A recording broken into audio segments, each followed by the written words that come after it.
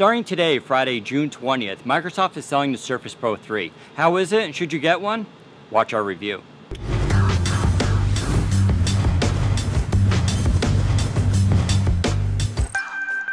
Let's take a closer look at the Surface Pro 3 specs.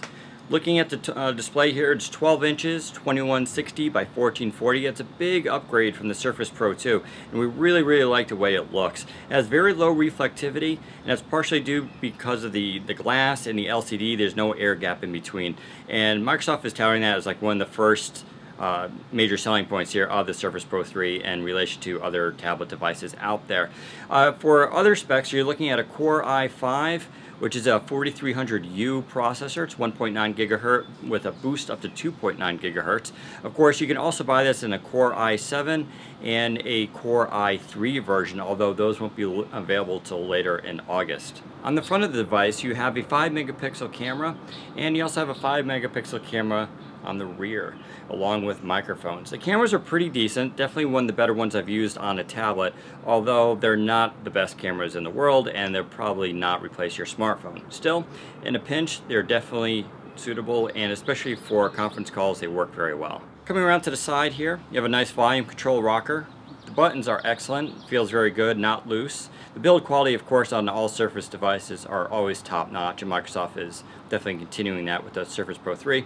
You have your headphone jack over here on the side. Coming to the top, you have the power button, which is now moved from the right side to the left. As you can see, you have that radial fan vent across the top of the device, and it actually goes all the way around, and it works very well. It doesn't really push too much air out, and it's very quiet. Coming over to the right hand side, you have a mini display port, your single USB 3.0 jack, and then over here is the new power adapter plug, which has an all new design to it.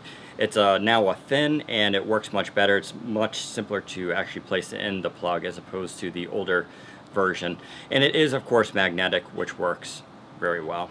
Coming down to the bottom, of course, you have your connector there for the keyboard, which is not required, but definitely makes the Surface Pro 3 much better.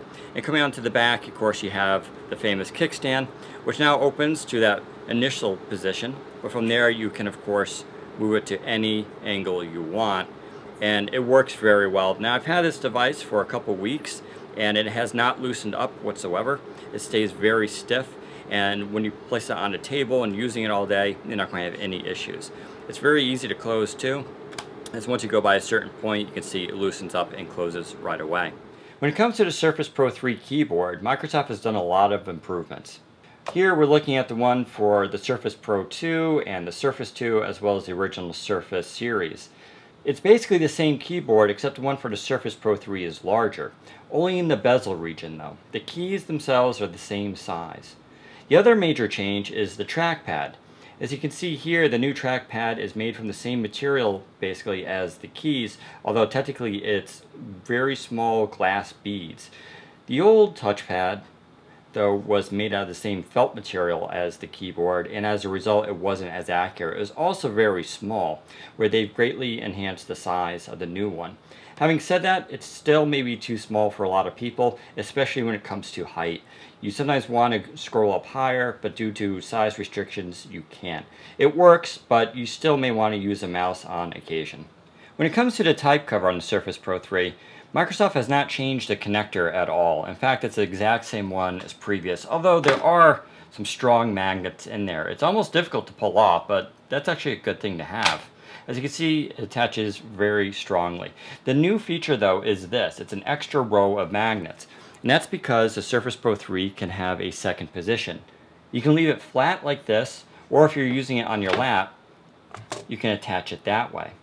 Microsoft says this creates an extra angle over here and makes the whole Surface Pro 3 more steady when using in your lap.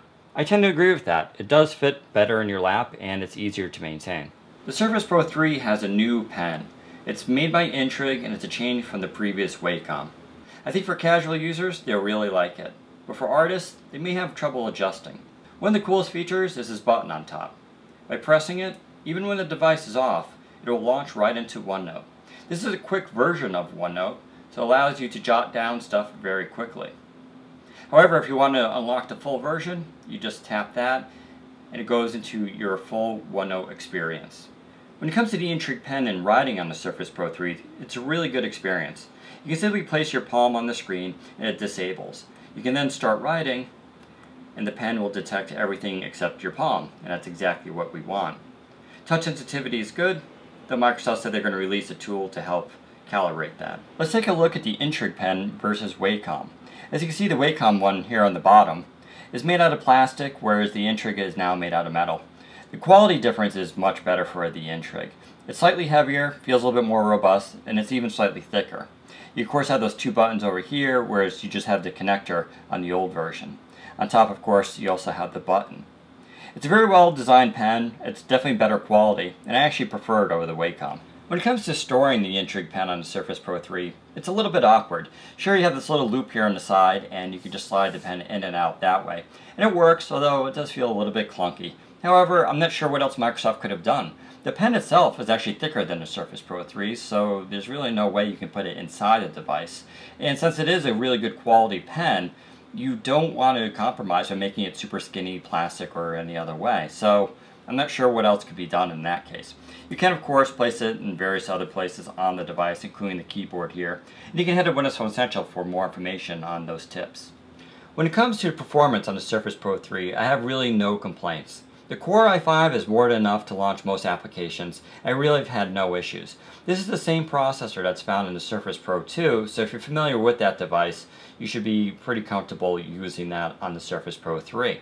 Now if you need a little bit extra speed, you now have the option for a Core i7 version, which goes up to 3.3 gigahertz as opposed to the 2.9 gigahertz of the Core i5. And if you want to save some money, you can get the Core i3 version, which starts at 1.5 gigahertz, and that device starts at $799. Like I said, performance is really good on this. It's a professional computer. You can run any applications you want on there, and it'll all run very quick and fast. The big question in everybody's mind is, does the Surface Pro 3 actually replace a laptop? It's a tough question to answer. I think it's going to really depend on what you currently have and what your usage is. I use a Dell XPS 15, which has a Quad HD screen, 512 gigabytes of storage, 16 gigs of RAM, and a Core i7 processor. It also gets around 7 to 8 hours battery life. It has 6 USB ports on it. Now, the Surface Pro 3, although it's really good, can't possibly compete with that, although it does come close when you get the Core i7 version. I will say this though, I love the size of the Surface Pro 3. It's really thin, it's really light. You're talking less than 2 pounds.